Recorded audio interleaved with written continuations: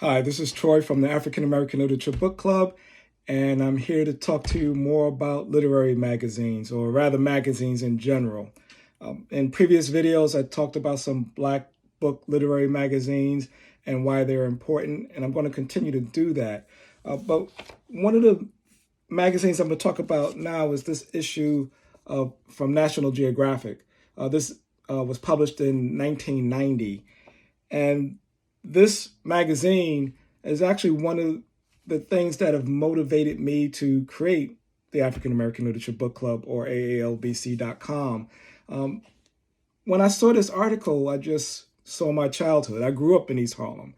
And for those of you who are familiar with the East Harlems of the world, you know that there are good things and bad things that happen there, and like any neighborhood.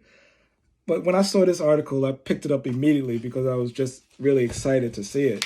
The opening image. Now, this article actually spans 25 pages. A lot of images, but quite a bit of text as well. And if you're interested in reading this article, you can just go to aalbc.com and Google growing up in Harlem, or you can go to this bit.ly link, bit.ly/Harlem 1990. But, this photograph is from East Harlem. I went to high school right around here, junior high school right around here. I'm very familiar with the neighborhood, so I was just excited to see the article. And once I started reading it, I was disappointed, actually. The focus that National Geographic chose was to really focus on some of the most abhorrent behavior, the worst of the worst that you could find in the community at the time. And this is the kind of story that makes national news.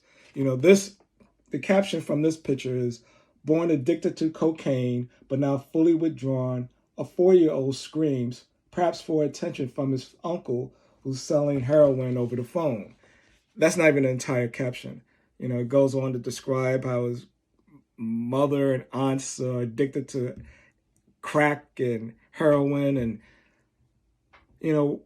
if the kid was born addicted to cocaine and he's fully withdrawn, why even bring that up?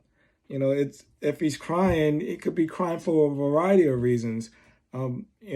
Is he crying because his uncles are selling heroin over the phone, or is the uncle really ignoring him?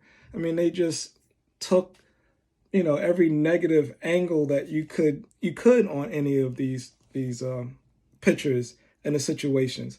And it just goes on. It's you got pictures of addicts and people lined up to buy drugs, and it's just I looked at it like poverty porn. I didn't even know what that phrase meant, but it's like they enjoy just relishing in the abject poverty of some of the people who lived in the community. They could have done an article that was more balanced. They could have showed kids playing in the playground, swimming at Jefferson Park swimming pool, playing stickball. They could have done. They could have treated this with a bit more balance. And I'm not even sure if it doesn't even matter what National Geographic's motivation was. But the effect is people who are not from the community will look at this and think we're a bunch of criminals and drug addicted savages. That's the way it was depicted. It was couched nicely, but that's really the only thing that you would come away with looking at this article. Sure, there were some glimmers of hope, but it really wasn't reflective of myself growing up in that neighborhood or many of my friends and peers. It just was, an attack on a community. And this is nothing new.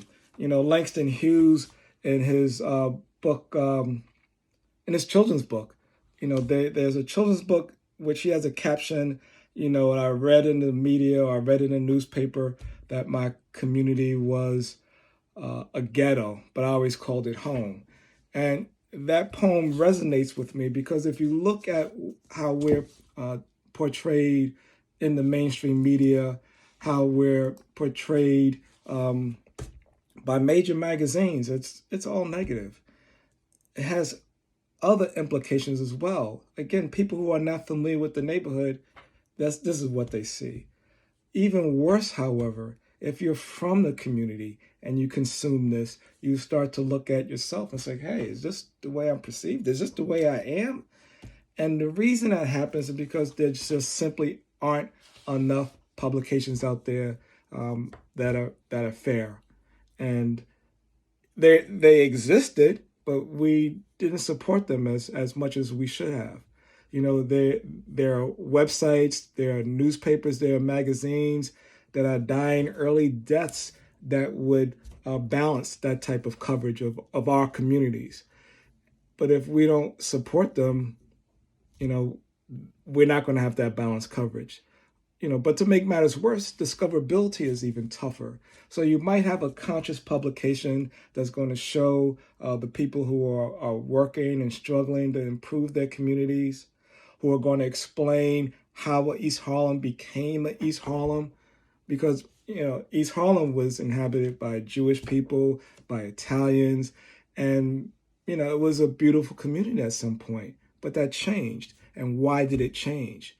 And you know, of course, National Geographic isn't going to provide that context, but that context is important because again, if you're getting just that perspective, you're being lied to, and it's our responsibility, no one else's, to make sure that we are not being lied to, not lying to ourselves, and creating this narrative that people running around in East Harlem can only do one thing: consume or sell drugs.